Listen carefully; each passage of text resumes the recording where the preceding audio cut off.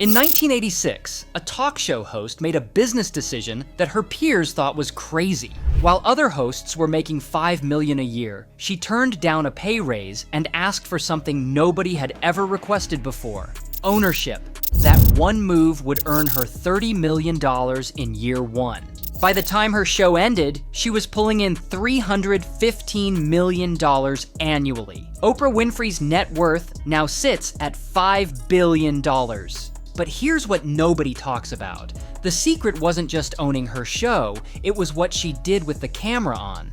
Most people don't know that Oprah Winfrey was actually terrible at her first real job. In 1976, she was hired as a news anchor in Baltimore. She bombed. Oprah herself admitted that her empathy kept her from being a good journalist. She couldn't maintain the cool detachment required for hard news. When she reported on devastating crises, she got emotional. The station demoted her to the morning talk show. That demotion changed everything, because what made her fail as a journalist became her superpower as a talk show host. She discovered something that would build an empire. Empathy isn't a weakness in media. When used correctly, it's the most valuable currency you can have. Here's the psychology behind it. When someone shows genuine empathy, your brain releases oxytocin, the bonding hormone. You literally feel connected to them. Oprah didn't just interview celebrities. She made 15 million daily viewers feel like she was having a conversation with them personally. Her show aired in 150 countries during its 25-year run. That's not just popularity. That's a psychological connection at scale. When The Oprah Winfrey Show launched nationally in 1986, the talk show format was basically interviewers asking questions and guests giving answers. Oprah changed the rules. She used what's called rapport talk style, which acted as a conversation between her and the audience rather than a performance. Watch any clip from her show and you'll see 3 techniques she used constantly. First, her body language. She leaned in. She made direct eye contact. She physically oriented her entire body toward whoever was speaking. This signals complete attention. Your brain registers this as respect and safety. Second, active listening. Oprah demonstrated a keen ability to listen attentively and respond thoughtfully without interrupting. She used one-word responses like yeah and mm-hmm that encouraged people to fill the silence. Oprah only did 3 things: gave one-word encouragements, offered factual assertions to keep them talking, and used convergent responses that suggested she wanted to understand more deeply. Third, she avoided what psychologists call parallel responses. These are phrases like, "I know exactly how you feel," or "I've been through the same thing." They shut down conversation because they suggest you've already achieved full understanding. Oprah used convergent responses instead, phrases that kept the dialogue open and signaled her empathy was still forming, still working to truly understand the other person. Now here's where it gets interesting. In 1986, when the show went national, Oprah was offered a standard contract, $250,000 per year. Great money for a talk show host. She said no. She founded Harpo Productions, Oprah spelled backwards, and negotiated to produce her own show. The show made $125 million in revenue, and Oprah's cut was $30 million. Her contemporaries like Sally Jessy Raphael and Phil Donahue were making around $5 million annually through traditional contracts. She was making 6 times that because she owned the content. But the ownership decision only worked because of the Empathy Foundation. Harvard Business School professor Nancy Cohen explained in the HBR podcast that Oprah had an incredible ability to understand where her audience was headed before they even knew themselves, emotionally, practically, spiritually. She knew what topics would resonate 6 months before they became cultural conversations. That's not luck. That's emotional intelligence operating at a business level. By the show's peak years, Oprah was earning between $200 million and $315 million annually. The show ran 4,561 episodes over 25 seasons.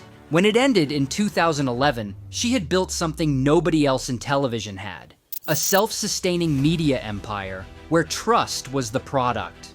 Here's how Oprah converted empathy into influence at a mechanical level. She didn't just build trust with her audience. She built a system that turned that trust into multiple revenue streams. First, Oprah's book club. When she recommended a book, sales exploded. Nielsen published case studies showing that one book's sales jumped nearly 900% after Oprah's recommendation. But she didn't just promote books. She arranged partnerships that gave her a portion of the profits from the book sales her picks generated. Over the book club's 25-year run, she earned millions in royalties while also positioning herself as a cultural tastemaker. Second, WeightWatchers. In 2015, she bought a 10% stake in the company for $43 million and became their spokesperson. The day she announced it, the stock went crazy. She made $75 million in a single day. Over 9 years with WeightWatchers, she pulled in $221 million total before stepping away in 2024. The Wall Street Journal even coined a term, Oprahification, because everything she touched transformed. Third, OWN, Oprah Winfrey Network. She launched it in 2011 as a joint venture with Discovery. The network struggled initially, but Oprah's perseverance and authentic approach eventually made it profitable. In 2020, she sold the majority of OWN to Warner Bros. Discovery for over $36 million while retaining a 5% ownership stake and her roles as CEO and Chief Creative Officer. But here's the thing people miss. Oprah's business success only worked because her empathy was genuine. You can't fake emotional connection at scale for 40 years. Research published in the Journal of Personality and Social Psychology found that authentic communication leads to deeper connections and increased trust.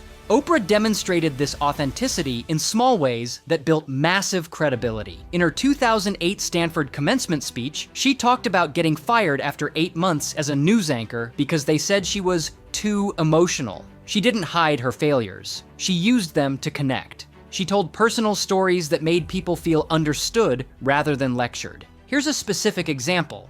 When her show was renamed The Oprah Winfrey Show and went national, producers wanted her to change her name. They said Oprah was too unusual, too hard for audiences. She refused, saying, "Do I look like a Susie to you?" That decision to keep her name, despite disliking it herself as a child, became a statement of authenticity that audiences recognized and trusted. Oprah credits the adversity she faced in early life for her empathy toward others. She overcame a difficult childhood riddled with abuse and family troubles. Born into poverty in rural Mississippi, she was molested in her early teens and became pregnant at age 14. Her son was born prematurely and died in infancy.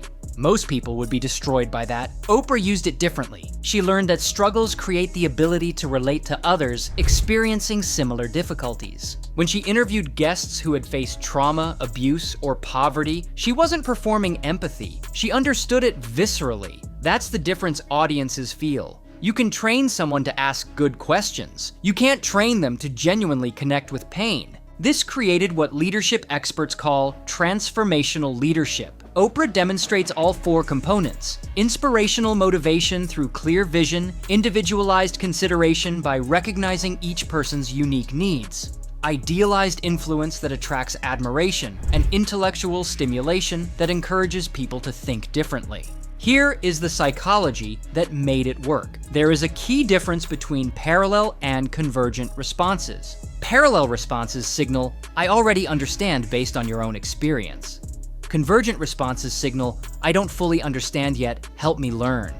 Most people default to lines like, "I know exactly what you mean," or "I've been through the same thing," which quietly shuts emotional sharing down.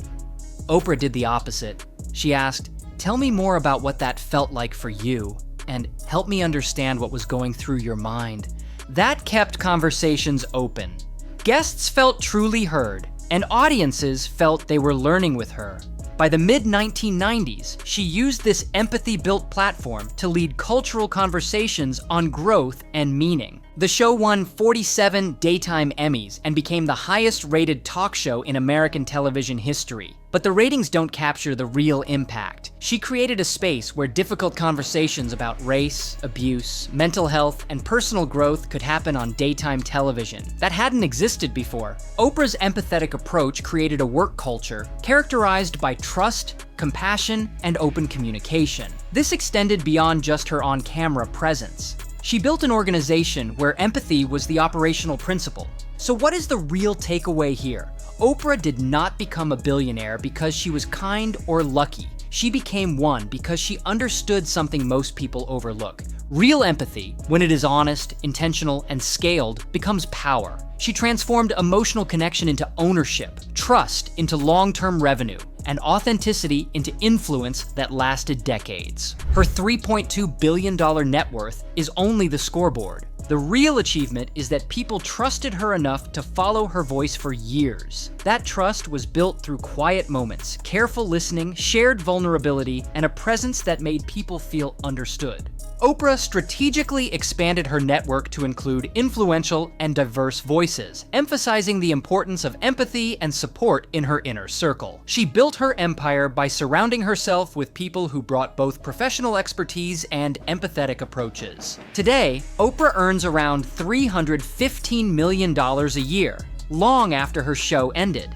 That success comes from systems that turned empathy into influence and influence into lasting power. She is enormously wealthy, but that is not her legacy. Her real power is trust, built by making people feel understood.